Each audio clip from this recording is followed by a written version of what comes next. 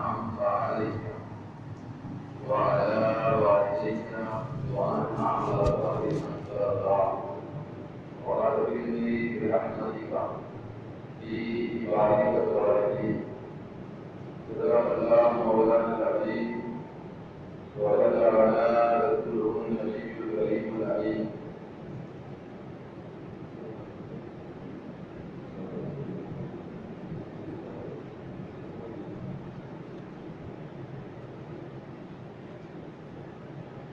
صدق الله مولانا العظيم وبلغنا رسوله النبي الكريم الأمين. ونحن على ذلك من الشاهدين والشاكرين والحمد لله رب العالمين. قال الله تبارك وتعالى في شأن حبيبه: إن الله وملائكته يصلون على النبي يا أيها الذين آمنوا صلوا عليه وسلموا تسليما. مولاي صل وسلم دائما أبدا على حبيبك خير الخلق كلهم والحبيب الذي ترجى شفاعته لكل قوم من الأحوال الكافرين. محمد سيد القولين والثقلين بل الطيبين من عمر ومن أدب.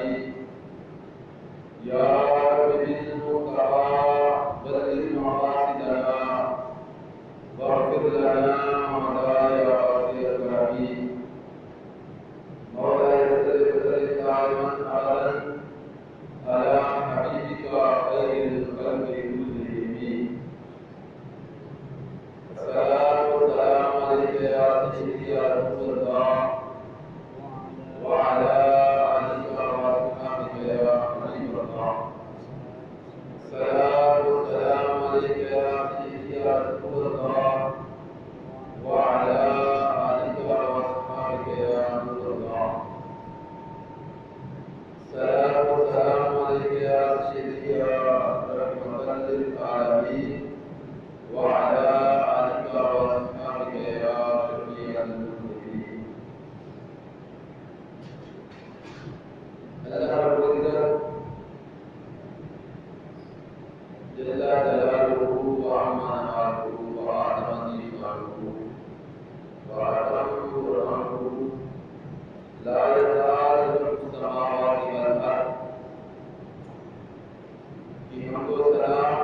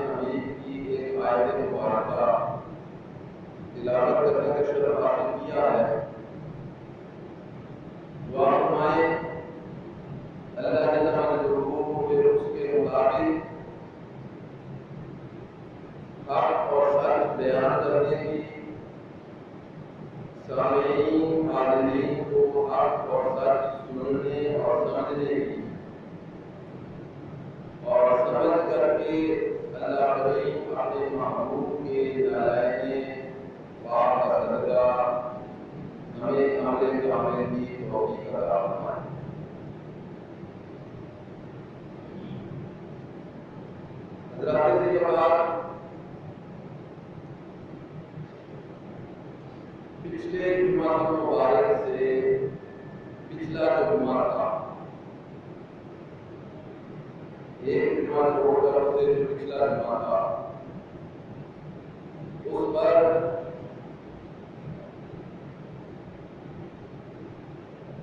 عباد الصالحین کون ہیں، کیسے ہیں، کیا درجہ ہے،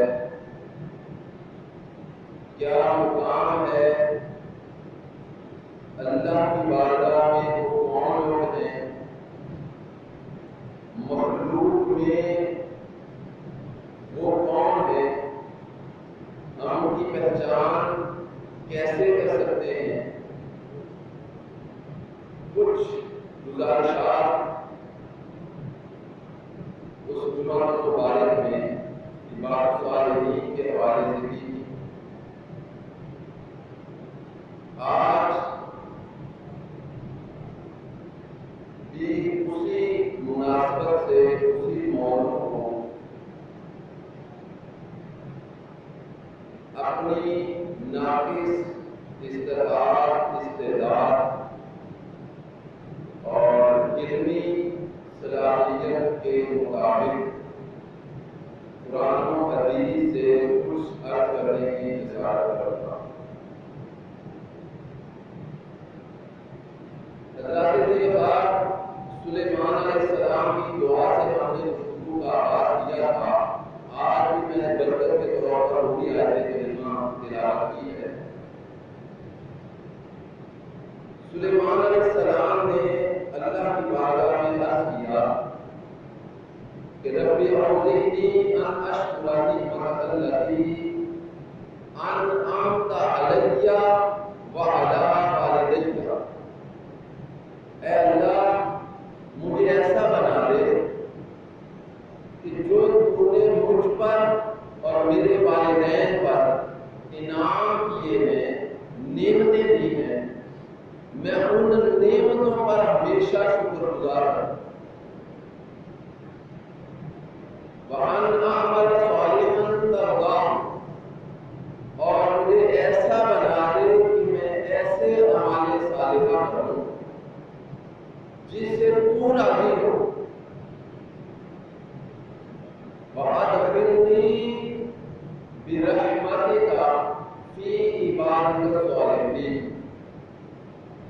اور مجھے اپنی رحمت کے صدقے میں اپنے عباد الصالحین یعنی اپنے نیک بندوں میں داخل کر۔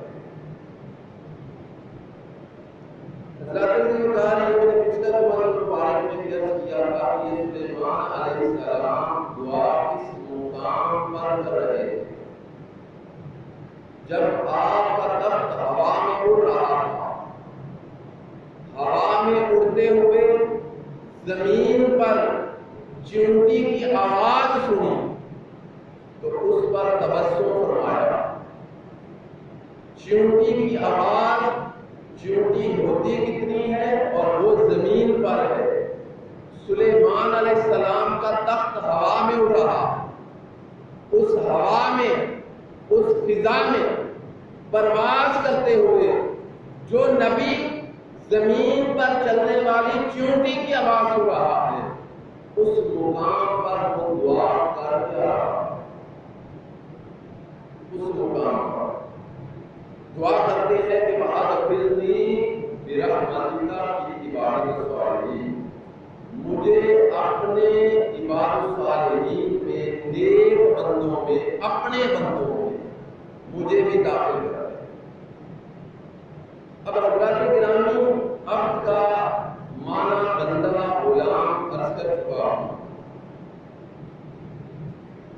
اور لغت میں ایک عبد کا معنی، عبد عباد اس کی جمع ہے، عبد بندے کو کہتے ہیں، اور درجہ عبدیت یعنی بندہ ہونے کی سنت تب ملتی ہے جب تین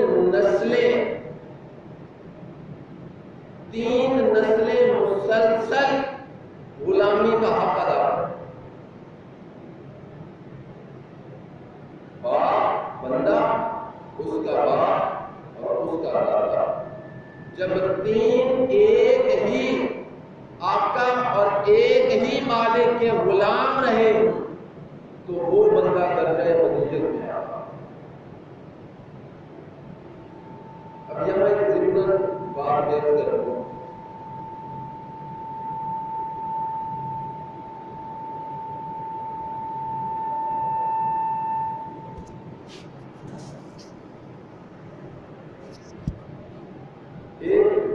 ضمن بات عرض کروں کہ ہم جو کلمہ شہادت پڑھتے ہیں، اشہد ان لا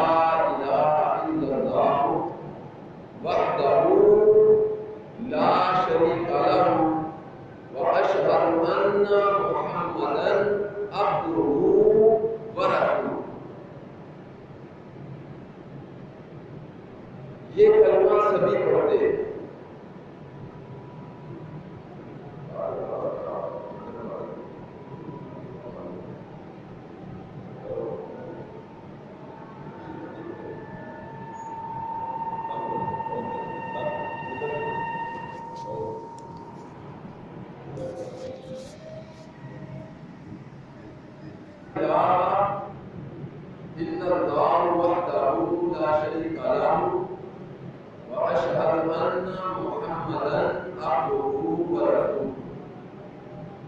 اب یہاں عبدہ ورسولہ ہم ایمان لاتے ہیں، گواہی دیتے ہیں کہ محمد اللہ کے بندے اور اس کے رسول ہیں۔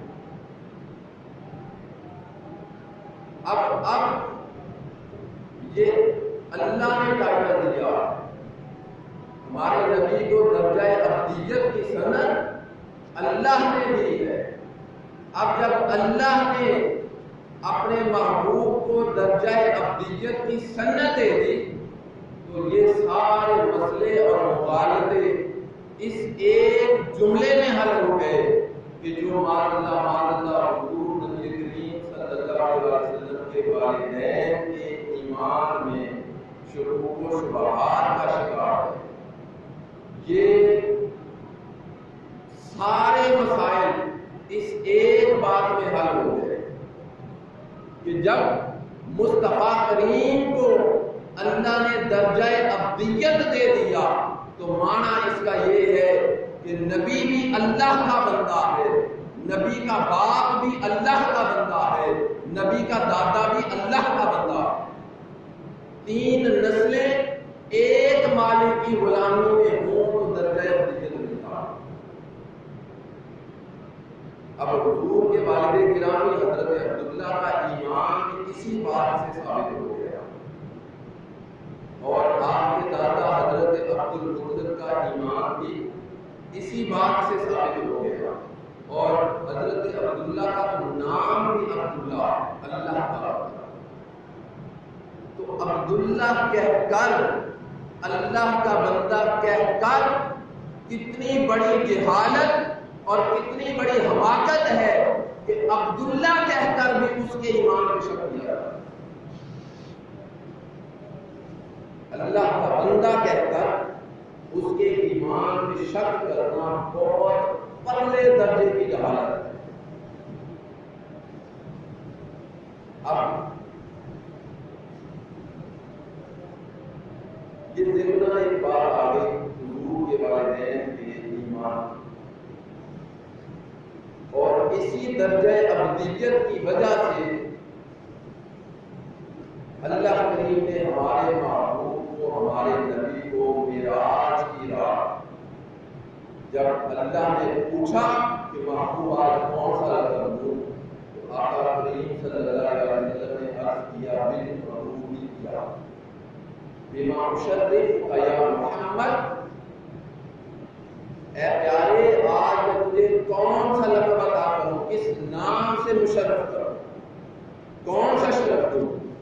آقا علیہ السلام نے آگے سے اللہ کی بارگاہ میں عرض کیا بالربوبیہ، یا اللہ مجھے آج اپنے بندے کا لقب دے۔ حضرات سے بتا، بندہ ایک عام بندہ، ہم بھی سبھی بندے، اور ایک اس کا بندہ، یہ اصل بات اور اصل راز یہ ہے۔ عام بندہ ہونا اور بات ہے، اس کا بندہ ہونا اور بات ہے۔ نسبت جب کسی چیز کی ملتی ہے تو اصل بات تب بنتی ہے، وغیرہ آپ نے دیکھا ہے بہت ساری اس کی مثالیں ہیں۔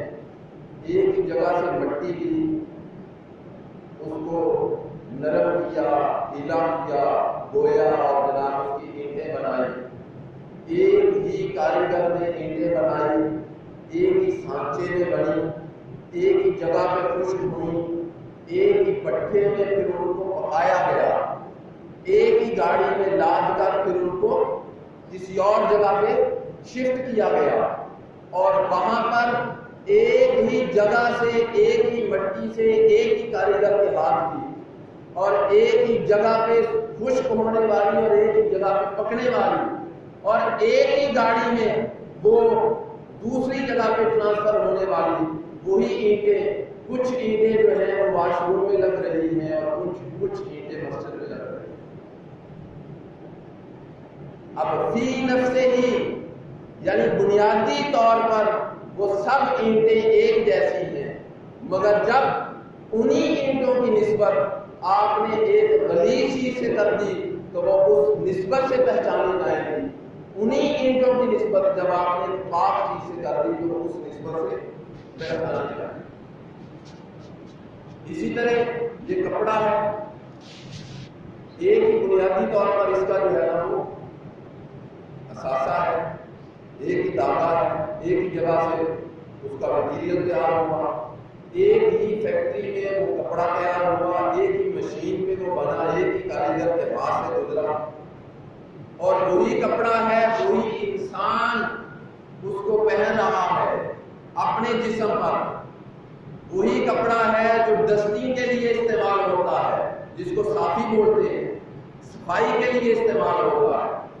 وہی کپڑا ہے، وہی ایک مشین سے تیار ہونے والا، وہی کپڑا ہے جس کا آپ غلاف بنا کر قرآن کے اوپر رکھتے ہیں. اب بتائیے، کپڑا تو ایک جیسا، ایک ہی مشین سے بنا، ایک ہی کوالٹی ہے، ایک ہی نسل ہے، ایک ہی جنس ہے، مگر کیا آپ کے جسم پر لگنے والا کپڑا اور قرآن کے اوپر لگنے والا کپڑا برابر ہے؟ اس طرح بے شمار مثالیں، بے شمار. اب یہ کارپیٹ ہے، یہ قالین ہے، اب یہ مسجد میں بچھا ہوا، اسی مشین کا بنا ہوا، اسی کوالٹی کا بنا ہوا قالین کسی اور جگہ پہ بھی بچھا ہوا. تو جب کسی چیز کی نسبت، اور یہ بات یاد رکھیے گا، نسبت ہمیشہ دو طرف سے ہوتی ہے. نسبت ہمیشہ دو طرف سے ہوتی ہے. ایک اور غالب ہمیشہ وہ نسبت آئے گی جس کی طاقت اور جس کی پاور بڑی ہو. غالب ہمیشہ وہ نسبت آئے گی.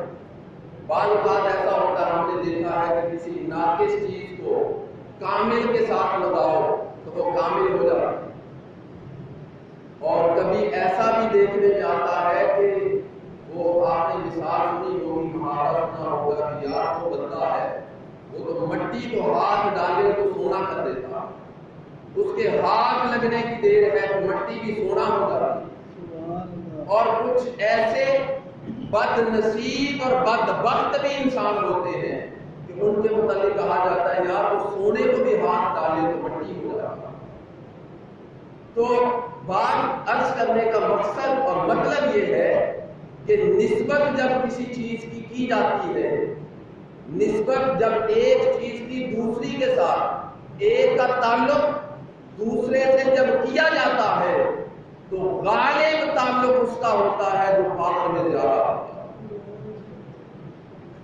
کمزور کو طاقتور کے ساتھ لگا دو تو وہ کمزور نہیں رہتا. کمزور کو طاقتور کے ساتھ لگا دو تو وہ کمزور نہیں رہتا. ایک چیونٹی ہے، چیونٹی کیا اوقات ہے اس کی اور کیا حیثیت ہے اس کی، مگر جب ایک عقاب کے پاؤں کے ساتھ وہ چمٹ جاتی ہے، ایک پرندے کے پاؤں کے ساتھ وہ چمٹ جاتی ہے، اپنی نسبت، اپنا تعلق وہ مضبوطی سے قائم کر لیتی ہے، تو وہی چیونٹی ہے جو زمین سے اوپر نہیں ہو سکتی. تو وہی چیونٹی ہے اور پوری دنیا میں سیر کرنا چاہتی ہے. یہ ہے نسبت. چیونٹی ایک کبوتر کے پاؤں کے ساتھ لگتی ہے. اب کبوتر یہاں سے اڑا ندی میں گیا اور وہ چیونٹی بونس میں مفت میں وہاں پہ سیر کرتی ہے.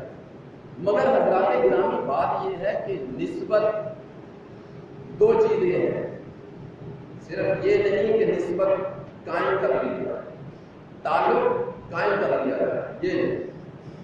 دو چیزیں ہیں نسبت میں اور تعلق میں. ایک تعلق ہمیشہ پاورفل سے کیا جائے، بڑے سے کیا جائے، پاکیزہ طاہر سے کیا جائے، اور اس سے کیا جائے جس سے تعلق بنانے کا، تعلق قائم کرنے کا کوئی فائدہ بھی ہو. ایک بات. اور دوسری بات، جب اس سے تعلق قائم کیا جائے تو پھر اتنا مضبوط ہو کہ زمانے کی آندیاں چلتی رہے، زمانے کے طوفان آتے رہے، زمانے کے نشیب و فراز سب ایک طرف، مگر آپ کا تعلق جس سے جڑا ہے پھر اتنا مضبوط ہو کہ کبھی کمزور نہ ہو۔ تو جب تعلق، جب نسبت ایک عظیم سے ہو، اوپر سے مضبوط ہو، تو پھر بات کرتے ہیں۔ ہم لوگ کیا کرتے ہیں؟ ہم نے تو اللہ کی ذات سے بھی تعلق رسمن بنا رکھا، نبی کی ذات سے بھی تعلق رسمن بنا رکھا، اور نبی کے بعد جس سے اب خدا اور رسول کے بعد جو کچھ بھی ہے ان کے بعد جب خدا سے تعلق رسمن ہو گیا، مصطفیٰ سے تعلق رسمن ہو گیا، تو بقیہ سب تعلق تو اس کے تابع ہے، بقیہ سب تعلق تو ان کے نسبت سے ہے، ان کی نسبت سے ان سے چھوٹے ہیں۔ تو جب خدا سے تعلق رسمن ہو گیا، مصطفیٰ سے تعلق رسمن ہو گیا، تو بقیہ تعلق تو پھر کسی کھاتے میں نہیں آئے۔ اب آپ بڑے حیران ہو رہے ہوں گے یہ کیا بات ہوئی، خدا سے بھی تعلق رسمن ہے، نبی سے بھی تعلق رسمن ہے، بات سمجھ نہیں آئی۔ حضرات گرامی بات غور کرنے کی ہے۔ اللہ کو مانتے سبھی ہیں، اللہ اکبر سبھی کہتے ہیں، کبھی غور تو کریں کہ ہم نے اللہ اکبر جو زبان سے کہا تھا، کیا سر کے بال سے لے کر پاؤں کے ناخن تک ہمارے پورے جسم نے بھی وہی گواہی دی؟ زبان سے تو ہم نے کہا تھا اللہ اکبر، اللہ سب سے بڑا ہے، تو کیا اللہ سے بڑا تو کسی کو نہیں کیا ہم نے عملاً؟ اگر عملاً کسی عمل میں بھی ہم نے شعوری یا لا شعوری، شعوری طور پر یا غیر شعوری طور پر ہم نے اپنے عمل سے اللہ سے بڑا بھی کسی کو بنا دیا تو وہ بھی شرک ہوگا، کیونکہ زبان سے ہم نے اللہ کو بڑا کہا اور عمل سے ہم کسی اور کو بڑا کر رہے ہیں۔ آپ کہیں گے کہ یہ بات نہیں سمجھ آئی، آسان سی مثال دے دیتا ہوں۔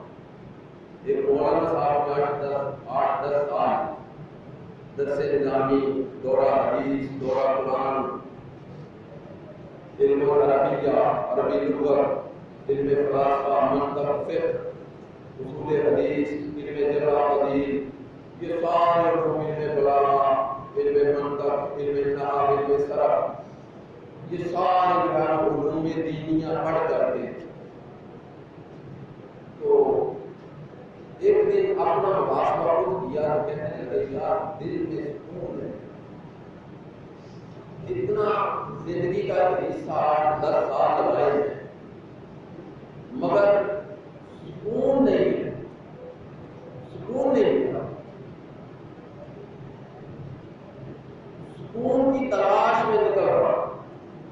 آج کل ہم بھی اس دور سے گزر رہے ہیں جہاں سکون نہیں، ہر بندہ سکون کی تلاش میں ہے، ہر بندہ، مگر جہاں سے اسے سکون ملتا ہے وہ لیتا بھی نہیں۔ تلاش ہر بندے کو ہے، مگر جب بتایا جائے کہ بھئی فلاں جگہ سے سکون ملتا ہے، فلاں چیز میں سکون ملتا ہے، تو حاصل بھی نہیں کرتا، یہ اتنا دلیر ہو گیا۔ اب وہ سکون کی تلاش میں نکلا، اسی لیے بتایا جائے کہ صوفیاء لوگ ہوتے ہیں، ان کی مجلس میں جا، ان سے کچھ سیکھ سبق لے، ان کے پاس سکون کی دولت میسر ہوتی ہے۔ چلتے چلتے وہ ایک صوفی بزرگ کے پاس چلا گیا، جا کے کہتا ہے کہ مجھے بھی یہ درس تصوف کے جو صوفیاء کی تعلیم کو تصوف کہتے ہیں، کہتا ہے کہ مجھے بھی تصوف کا سبق پڑھا ہے۔ تو وہ جو صوفی بزرگ تھے نا عباد الصالحین، انہوں نے نسبت قائم کر رکھی، اب وہ اللہ کے بندوں میں سے تھا۔ اب وہ سبق کیا پڑھاتا ہے؟ کہتا ہے یار ہمارے تصوف کا پہلا سبق یہ ہے، پہلا سبق کہ اللہ کو اپنے سے بڑا نہیں تو برابر ماننا ہے، چھوٹا نہیں ماننا۔ 10 سال میں نہیں پڑھا،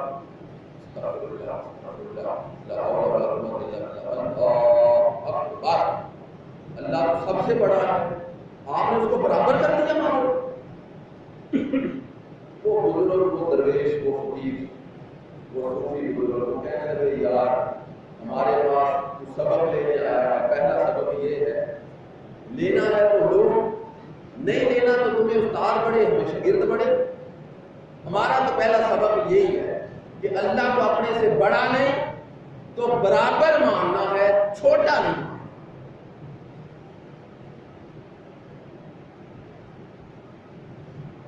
خیر اس نے سوچا کہ یار 10 سال بنائے، چلو 1-2 دن اور دیکھو، اگلا سبق دیکھو وہ کیا ہے۔ سکون کی تلاش میں جو نکلے ہو تو چلو ذرا قیام کرو، دیکھو 1-2 دن اور دیکھو۔ وہ وہیں پہ ٹھہر گئے۔ جب ٹھہر گیا نا تو شام کا کھانا بزرگوں آیا تو کھانا 2 طرح کے، ایک بڑی ٹرے میں 2 طرح کا کھانا رکھا، ایک طرف دیسی گھی کا پراٹھا اور مرغ مسلم گوشت، اور دوسری طرف خشک روٹی اور دال۔ ایک ٹرے میں ایک سائڈ پہ وہ کھانا رکھ دیا اور ایک سائڈ پہ وہ کھانا رکھ دیا، اور وہ ٹرے جو ہے نا وہ مولانا صاحب کو پیش کر۔ اب اس وقت جب مولانا صاحب کھانا کھانے لگے، شروع کرنے لگے، تو باہر دروازے پر دستک ہوئی کہ میں فقیر ہوں، بھوکا ہوں، اللہ کے نام پہ مجھے کھانا دے۔ تو وہ مولانا صاحب نے جناب خشک روٹی اور دال کھائی اور پنیر کی جوڑی، اور مرغ مسلم جو ہے وہ اپنی جوڑی آلیہ ہو گئے۔ صبح ہوئی تو وہ درویش، وہ فقیر، وہ صوفی بزرگ، وہ اسی طرح وہ خشک روٹی اور دال اٹھا کر لے آئے اور کہنے لگے، وہ خود ہی آئے تھے دیس بدل کا۔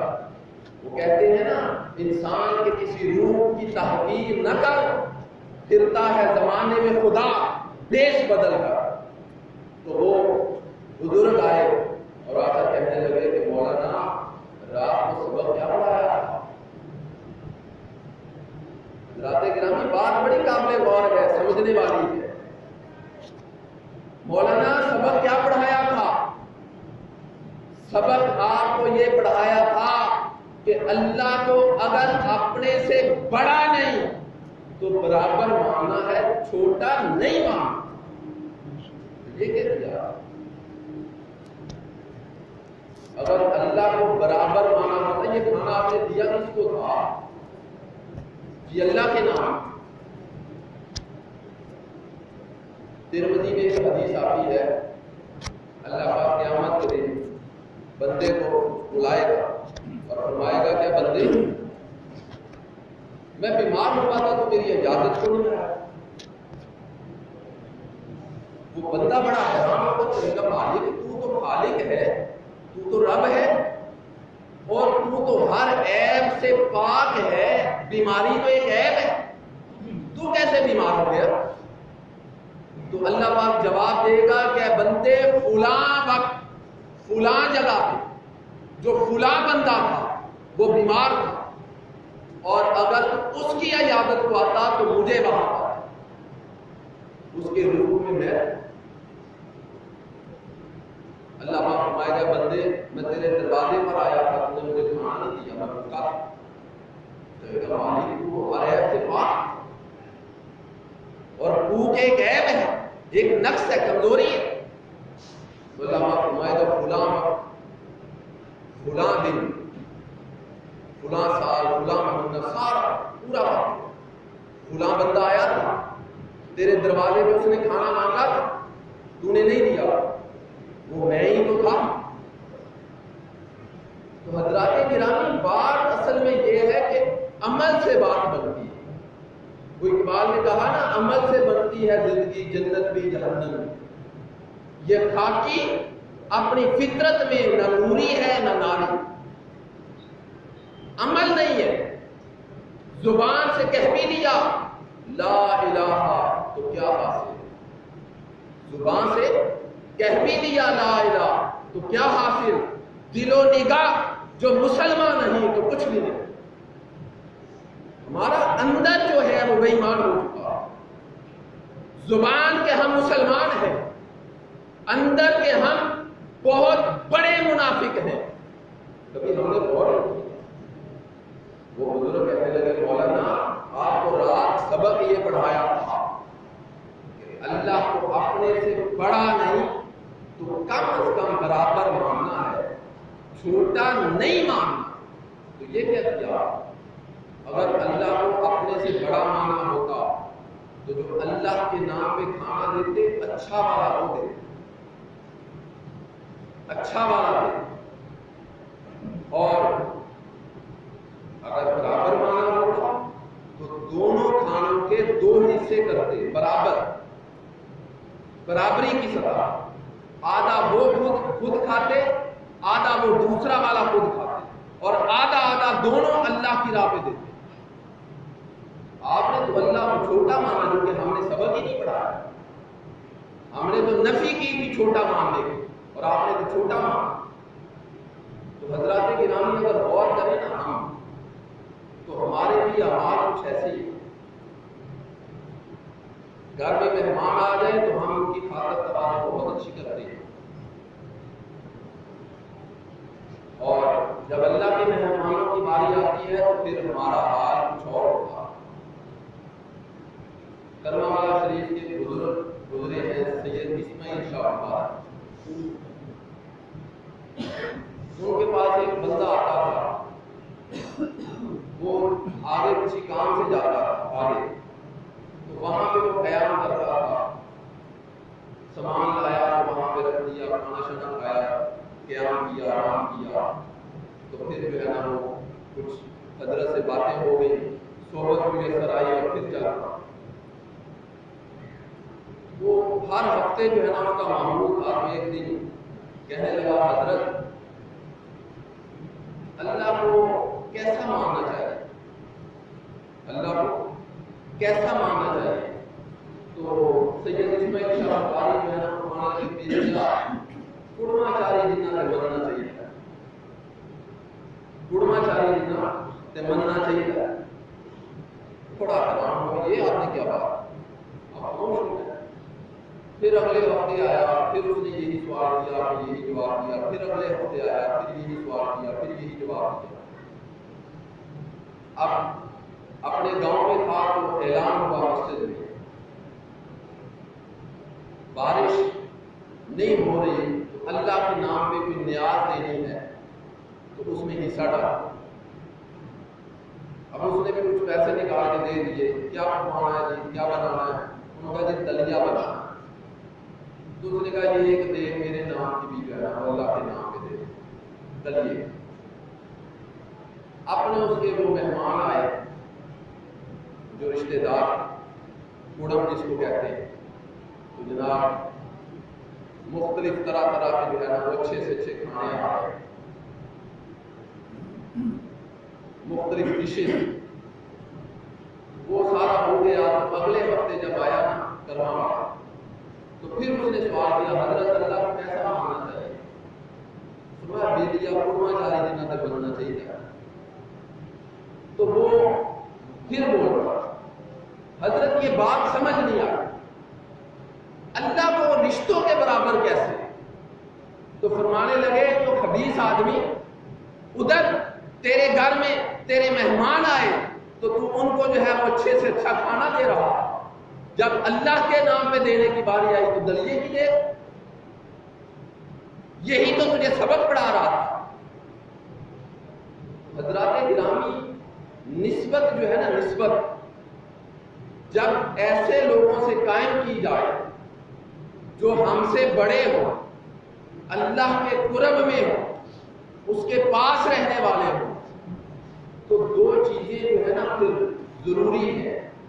ایک ان سے نسبت مضبوط کی جائے، اور دوسری چیز یہ ہے کہ پھر ان کی تعلیمات کو سمجھا جائے اور پھر ان پر عمل کیا جائے. اب ہم نے نسبتیں سب کی سب رسمن رکھی، اللہ سے نسبت بھی رسمن ہے.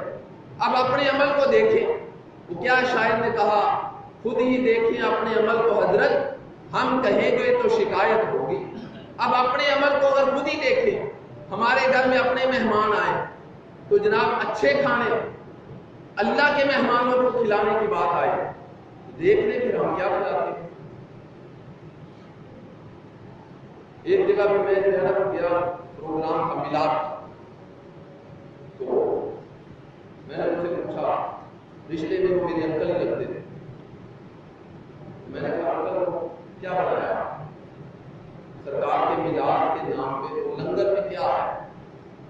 تو بڑا وہ بناس مار کے کہنے لگے ڈنڈیاں لیتے ہیں۔ میں نے تو پھر پورا گھنٹہ جو ہے نا کتاب اسی پہ، اپنے مہمانوں کو ہم اچھا کھلاتے ہیں اور اللہ کے مہمانوں کی بات آئے، اللہ کے نام کی بات آئے، حضور کے میلاد کی بات آئے تو پھر ہم غریب ہو جاتے ہیں اور پھر ہم یہ فلسفے چھوڑنا شروع کر دیتے ہیں کہ وہ توفیق کی بات ہے۔ بھئی اللہ نے کہا ہے کہ تم 2 دیگیں دو، 4 دیگیں دو، 10 دیگیں دو، کہا ہے کہیں؟ وہ تو نیت کو دیکھتا، وہ کوانٹٹی نہیں دیکھتا، وہ تو کوالٹی کو دیکھتا۔ اور ہم نے اللہ سے نسبت تو قائم کر رکھی ہے، مگر نسبت ہماری جو ہے نا وہ رسمن ہے۔ نبی سے تعلق تو قائم کر رکھا ہے مگر ہے رسمن، نہ خدا ہم زبان سے کہتے ہیں کہ اللہ اکبر، اللہ سب سے بڑا ہے، مگر عمل جو ہے وہ ہمارا کچھ اور ہے۔ نبی کے متعلق بھی ہم عقیدہ جب بیان کرتے ہیں تو یہی کہتے ہیں بعد خدا بزرگ کوئی قصہ مختصر، خدا کے بعد اگر کوئی بڑی ہستی ہے تو وہ ہمارا نبی ہے، کہتے ہی مگر عمل ہمارا یہ نہیں۔ تو جب ہم نے خدا کو بھی رسمن خدا کہا، نبی کو بھی رسمن نبی کہا، تو نسبت کہاں ہوئی، تعلق کہاں ہے؟ حضرت مجدد الفسانی کے پاس ایک مرید حاضر ہوا، کہنے لگا حضرت کوئی نصیحت سنا۔ آپ نے فرمایا کہ بیٹا دنیا میں جو دل کرے بناؤ، جو چاہو بناؤ، ترقی کرو، جو دل میں آئے بناؤ، بس میری اتنی سی نصیحت اور وصیت یاد رکھنا کہ کبھی خدا نہ بننا، کبھی نبی نہ۔ بڑا حیران حضرت سمجھ نہیں آئی، خدا نہ بننا، بندہ بھی کبھی خدا بن سکتا، بندہ بھی کبھی نبی بن سکتا۔ حضرات گرامی اگر ہم غور کریں نا، غور، تو اصل میں ہم اپنے ہی اندر خدا بھی بنے بیٹھے ہیں، اپنے ہی اندر نبی بھی بنے بیٹھے ہیں، بس منہ سے اس لیے نہیں کہتے کہ پتہ ہے لتر بڑے بڑے، یہ لتروں کا ڈر ہے، ورنہ خدا رسول ہم خود ہی بنے بیٹھے ہیں۔ ہمارے دل نے کہا چلو یار نماز پڑھتے ہیں، پڑھ لیں، اذان کی آواز آئی، دل نے کہا نہیں یار دل نہیں پڑھ، کہاں ہے خدا؟ دل نے کہا یہ کام کر لو تو کر لیا، دل نے کہا وہ چھٹ یار نہیں کیا، کہاں ہے خدا؟ اقبال نے کہا اپنے من میں ڈوب کر پاجا سراغ زندگی، میرا نہیں بنتا تو نہ بن، اپنا تو بن۔ حضرات گرامی ہم نے سب رسمن چیزیں بنا لی ہیں، عقیدہ بھی رسمن ہے، اسلام بھی رسمن ہے، ایمان بھی رسمن ہے، سب کچھ رسمیں ہیں، حقیقت حال دل ہی ہمارا خدا ہے اور دل ہی نبی ہے۔ تو مجدد الثانی نے فرمایا کہ بیٹا کبھی خدا نہیں بننا اور کبھی نبی نہیں بننا۔ اس نے کہا حضرت بات سمجھ نہیں آئی، ذرا آسان لفظوں میں سمجھا۔ فرمایا کہ بیٹا یاد رکھو جو تم چاہو وہی ہو، یہ نہیں ہو، یہ صرف خدا کی صرف ہے۔ جو چاہے وہی ہو، یہ فقط خدا کی صفت ہے، یہ خدا کی شان ہے۔ کبھی یہ نہیں سوچنا کہ میں جو چاہوں بس وہی ہوں۔ اب اگر اسی بات پہ اپنے من میں دیکھیں تو کیا نہیں بنے ہوئے خدا ہم؟ اپنے ہی اندر فرعون نہیں بنے ہوئے،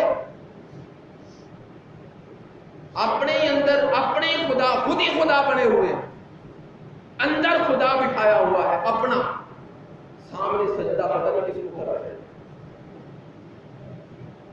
فرمانے لگے کہ جو چاہو وہی ہو، تم جو چاہو وہی ہو، یہ بندے کی صفت نہیں ہے، یہ خدا کی صفت ہے۔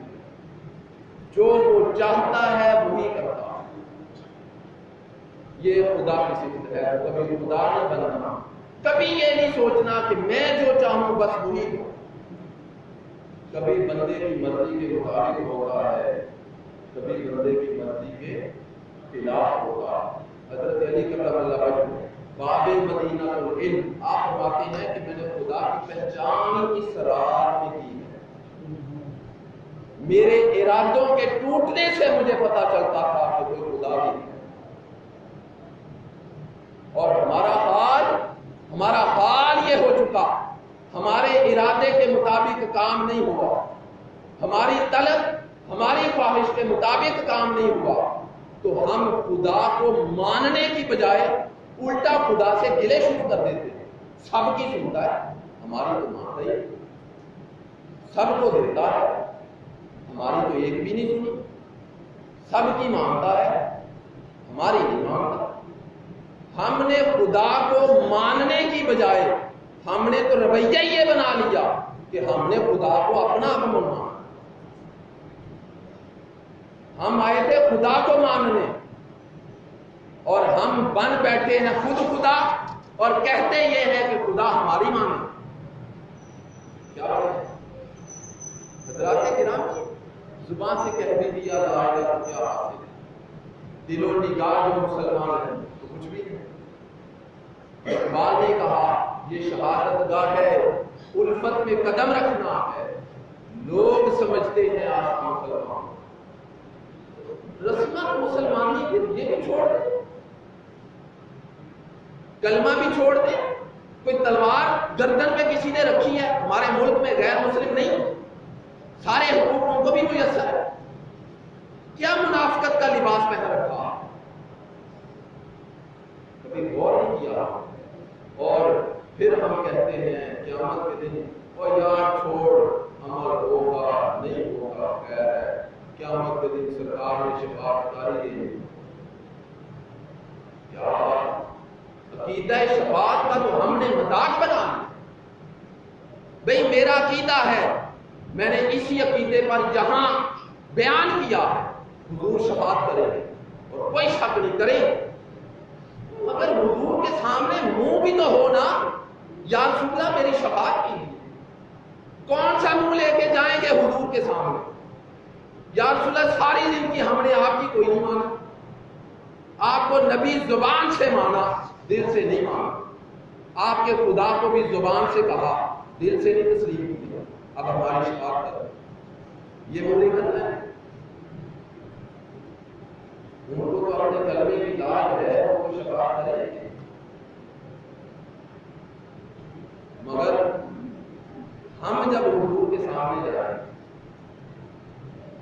ملازم ہوتا ہے نا ملازم، تو مالک کے ایک حکم کی نافرمانی کرتا ہے اور اس کا جو بیراج ہوتا ہے نیچے آتا ہے نہیں آتا۔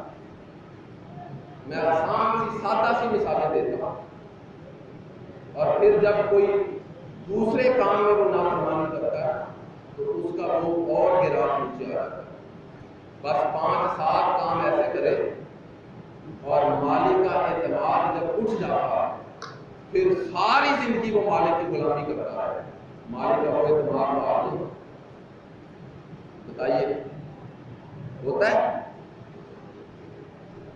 ہم نے کتنی زندگی گزار لی ہے خدا کا بھی اعتماد توڑتے، نبی کا بھی اعتماد توڑ، پھر بھی یہی ہے، خدا بھی بخشنے والا ہے، 70 ماہوں سے زیادہ پیار کرنے والا ہے، نبی شفاعت کرنے والا ہے۔ کبھی ہم نے بھی غور سے دیکھا اپنے اندر، اپنے من میں جان کر کہ ہم کیا بندے ہیں؟ ہم تو رب بنے بیٹھے ہیں، خود رب بنے بیٹھے ہیں، نہ جانے سجدہ کس کو کرتے ہیں۔ شاید یہ بھی متروں کے ڈر سے سجدہ کرتے ہیں۔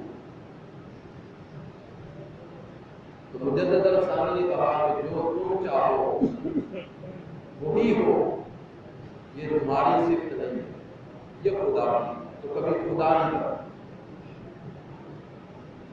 اس نے کہا پھر نبی بننے کا کیا مطلب ہے؟ فرمایا کہ تم نے ایک بات کی اور تمہاری بات صحیح بھی ہو سکتی ہے، غلط بھی ہو سکتی ہے، تمہاری بات سچ بھی ہو سکتی ہے، جھوٹ بھی ہو سکتی ہے، تمہاری بات حق پر مبنی بھی ہو سکتی ہے، باطل پر مبنی بھی ہو سکتی ہے۔ تم نے بات کی، تمہاری بات سے لوگ متفق بھی ہو سکتے ہیں، مختلف بھی ہو سکتے ہیں۔ تم نے بات کی، تمہاری بات سے لوگ اتفاق بھی کر سکتے ہیں، اختلاف بھی کر سکتے ہیں۔ اب میں ساری باتیں کر رہا ہوں، آپ کو میری ساری باتوں سے اختلاف کرنے کا حق حاصل ہے، میری بات ہے۔ ہاں، جو میں قرآن اور حدیث کوٹ کر رہا ہوں اس سے اختلاف نہیں کر سکتے۔ اس کی شرح میں اپنے ناقص علم کے مطابق کر رہا ہوں۔ جو لفظ میرے ہیں، جو فکر میری ہے، جو سوچ میری ہے، اس سے آپ اختلاف کر سکتے ہیں، انکار کر سکتے ہیں، کافر نہیں ہوں گے، اختلاف کرنے سے کافر نہیں ہوں گے۔ ہاں، قرآن اور حدیث۔ تو مجدد پاک نے فرمایا کہ تم نے جو کہا اس سے لوگ اختلاف بھی کر سکتے ہیں، اتفاق بھی کر سکتے ہیں۔ کبھی یہ نہیں سوچنا کہ جو میں نے کہا وہی حق ہے اور میرے سے کسی کو اختلاف کرنے کا حق نہیں، یہ صرف نبی کی شان ہے۔ تو کبھی خدا نہیں بننا، کبھی نبی نہیں بننا۔ جو تم چاہو وہی ہو، یہ خدا کی صفت ہے۔ جو تم کہو وہی حق ہو، یہ نبی کی صفت ہے۔ نبی کی ذات وہ ہے، نبی کی بات سے اختلاف کسی نے کیا کافر ہو۔ کبھی یہ نہیں بننا کہ جو تم نے کہا وہی حق ہے، بس وہی کرو، اس سے اختلاف کرنے کی گنجائش نہیں۔ کبھی نہیں کہا، یہ نہیں کہنا، یہ نہیں سوچنا، یہ صرف نبی کی شان ہے، نبی کی صفت ہے۔ اب حضرات گرامی، یہ صوفیاء لوگوں کے، عرفاء لوگوں کے، اللہ کے بندوں کے چھوٹے چھوٹے جملے ہوتے ہیں، چھوٹی چھوٹی باتیں ہوتی ہیں، بڑی معنی خیز ہوتی ہیں۔ اب سادہ سی بات ہے، سادہ سی بات ہے، کبھی خدا نہیں بننا، کبھی مصطفیٰ نہیں بننا۔ اگر ہم غور سے دیکھیں، ہم کتنے بڑے خدا بنے بیٹھے ہیں، اپنے عمل میں دیکھیں تو خدا بنے بیٹھے۔ جو میں نے کہہ دیا بس وہی ہے، کرو، یہی حق ہے۔ اور پھر ہم ایک اور اینگل پر بھی خدا بنے بیٹھے ہیں۔ الحمدللہ رب العالمین، تمام تعریفیں اللہ کے لیے جو تمام جہانوں کا رب ہے، پالنے والا۔ تو ہم نے پالنے والا وہ تھا، پالنے کا ٹھیکہ ہم نے لے لیا۔ اپنی اولاد کو کہتے ہیں شرم کرو، تم والدین کے نافرمان ہوتے جا رہے ہو، میں نہ ہوں تو تمہیں کوئی روٹی نہ دے، بنے ہیں۔ حیا کرو، تو والدین کا ادب سیکھو، میری وجہ سے یہ تمہارا نام ہے، تمہیں لوگ سلام کرتے ہیں، تمہیں لوگ عزت سے بٹھاتے ہیں، میری وجہ سے۔ خدا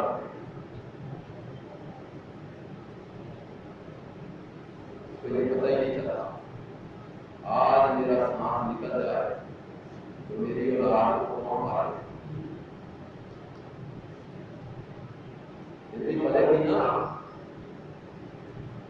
باپ فوت ہو جاتا ہے، اولاد بنتی ہے کہ نہیں؟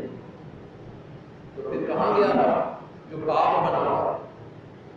معاذ اللہ رب تو فوت ہو گیا، وہ جو خود سے خود ساختہ رب ہونا اس کی بات ہے، وہ تو فوت ہو گیا، اب کون پا رہا ہے؟ تو جو اب پا رہا ہے، جب باپ حیات ہے تو باپ ہی تو یہی سمجھ لینا جو مجھے پال رہا ہے وہی ان کو پال رہا ہے، بس میری ایک ڈیوٹی لگائی ہوئی ہے، یار یہ تمہارا جو ہے نا قبیلہ ہے، تمہارا خاندان ہے، بس ایک ذمہ داری لگائی ہوئی ہے تم نے یہ بات۔ حضرات گرامی، قبر میں تینوں سوالات کیے گئے، مرحبا تیرا رب، معبود کو تیرا دین کیا، معبود کا تقول کہ ہذا رجل محمد، اس ہستی محمد کے بارے میں دنیا میں کیا کہا، دنیا میں تیرا عقیدہ کیا۔ قبر میں تینوں سوال عقیدے کے ہیں، عمل کا ایک سوال بھی نہیں۔ حضرات گرامی، عقیدہ ٹھیک ہے، آپ نے کبھی غور کیا ہوگا، مجھے جب بھی موقع ملتا ہے، جب بھی موقع ملتا ہے، میرا موضوع یہ عقیدہ، عقیدہ ٹھیک ہوگا تو عمل ناقص بھی رہے گا، کام چل جاتا ہے۔ عقیدہ ہی ٹھیک نہیں، کیونکہ عقیدہ روح ہے، عمل جو ہے وہ جسم ہے۔ آپ نے کبھی غور نہیں کیا، باپ ہے، اب باپ کا جسم ہے، کان معذور ہو، سن نہیں سکتا، کوئی اولاد باپ کو گھر سے نکالے، آنکھیں جسم معذور ہو، دیکھ نہیں سکتا، زبان سے معذور ہو گئے، ہاتھوں سے بازوں سے معذور ہو گئے، پاؤں سے معذور ہو گئے، مکمل بیڈ پہ آ گیا، غذائے حاجت تب کے لیے محتاج، مکمل بیڈ پہ آ، مگر پھر بھی اسی بندے کے ساتھ وہ سارے رشتے بھی موجود ہیں، اور اس کے ساتھ وہ چاہتے، وہ الفتے، وہ محبتیں، وہ سب کی سب اسی طرح ہیں۔ جسم سارا ناقص ہو جائے، جسم سارا عیب دار ہو جائے، جسم سارا کمزور ہو جائے، جسم سارا جو ہے وہ معذور ہو جائے، جب تک روح موجود ہے، ساری نسبتیں، سارے تعلقات، ساری محبتیں، ساری چاہتیں، ساری الفتیں اسی طرح برقرار ہیں۔ اب جسم سارا ہی صحیح ہے، جسم سارا ہی صحیح ہے، بالکل ٹھیک، جسم کے اندر کوئی عذر نہیں، کوئی معذوری نہیں، ایک روح نکل گئی، بتائیے آپ کہاں گئی وہ نسبتیں، کہاں گئے وہ تعلقات، کہاں گئی وہ چاہتیں، کہاں گئی وہ الفتیں؟ وہی بیٹا جو کل تک باپ کے پاؤں دھو دھو کر پی رہا تھا، آج کہتا ہے یار میت کو جلدی اٹھاؤ، باپ ہی نہیں کہہ رہا، نام بدل گیا نا، وہی بیٹا، یار موسم کی شدت ہے، کہیں جو ہے نا ڈیڈ باڈی کی بات خراب، جلدی جنازہ اٹھائیں، میت اٹھائیں، اب باپ کہے گا، وہی بیٹا ہے جو کل تک باپ کہتے ہوا، اور باپ بالکل صحیح سالم، اچانک کوئی بیماری آئی، اچانک آنن فانن روح نکل گئی، سارا جسم صحیح ہے، ایک روح نکل گئی، اور جسم کسی کام کا رہا، بولیے جسم کسی کام کا رہا نہیں، اور سارا جسم معذور ہو، روح موجود ہے، جسم قابل قبول ہے، جسم کے ساتھ اسی طرح الفتیں محبتیں چاہتے ہیں، جب تک روح ہے، چونکہ ساری نسبتیں، سارے تعلقات، ساری محبتیں اس جسم سے تو ہے ہی نہیں، وہ تو روح سے ہے، روح کے صدقے میں جسم کی ضیافت ہو رہی ہے، روح کے صدقے، جسم کی موجیں لگی ہوئی ہیں روح کے صدقے، روح نکل جائے جسم کو کوئی نہیں پوچھتا، روح موجود ہے، جسم سارا معذور ہو جائے، جسم کی کیئر کی جائے، خیال رکھا جائے، تو حضرات گرامی بالکل اسی طرح ایمان کی ایک روح ہے، ایک جسم. یہ جو ہم اعمال لیے پھرتے ہیں، یہ نماز، روزہ، حج، زکات، صدقہ، خیرات، قربانی، یہ جتنے بھی اعمال ہیں یہ سب جسم ہے. جو عقیدہ ہے وہ روح ہے. روح زندہ ہے، روح موجود ہے. روح سالم ہے تو جسم ناقص بھی ہوگا. نمازیں نہیں پڑھی، روزہ نہیں رکھا، حج، زکات، صدقہ تو خیرات نہیں کیے، میں اس کا یہ معنی نہیں کہ میں خیر ان کی اہمیت ہوں. بھئی جسم کی اہمیت ہے. آنکھیں نہیں ہیں تو بندہ دیکھ نہیں سکتا، کان نہیں ہے تو سن نہیں سکتا، ہاتھ نہیں ہے تو مس نہیں کر سکتا، پاؤں نہیں ہے تو چل نہیں سکتا. جسم کی اپنی اہمیت ہے. نماز، روزہ، حج، زکات، صدقات و خیرات، اعمال صالحات جتنے بھی ہیں ان سب کی اہمیت مسلمہ ہے. مگر تب جب روح ہو. روح کے بغیر ہے تو پھر بیکار. تو روح جو ہے وہ ایمان، وہ مصطفیٰ کی ذات ہے. مصطفیٰ کی ذات سے تعلق ہے، مصطفیٰ کی ذات سے محبت ہے، مصطفیٰ کی ذات سے پیار ہے. جتنا تعلق مصطفیٰ کی ذات سے مضبوط ہے بندے کا اتنا ایمان کا رشتہ قائم ہے. ورنہ اللہ کی بات اگر آئے تو پھر یہودی بھی مانتے ہیں، عیسائی بھی مانتے ہیں، سبھی مانتے ہیں. اللہ کی بات سبھی کرتے ہیں. اور اگر ہم اللہ کی بات اور اللہ کے دین کی بات اور یہی سب کچھ ہے تو پھر وہ بھی کرتے ہیں. ان میں اور ہم میں کیا فرق ہے؟ ہم ان کو کیوں کافر کہتے ہیں؟ تو بیچ میں فرق صرف مصطفیٰ کی ذات تھا. تو ایمان مصطفیٰ کو ماننے کا نام ہے، مصطفیٰ کی ماننے کا نام ہے. جب یہاں پہ آ جائے تو جسم کمزور بھی رہے گا تو چل جائے گا. اس کی روح شفاعت ہے. اللہ رحمت کرے.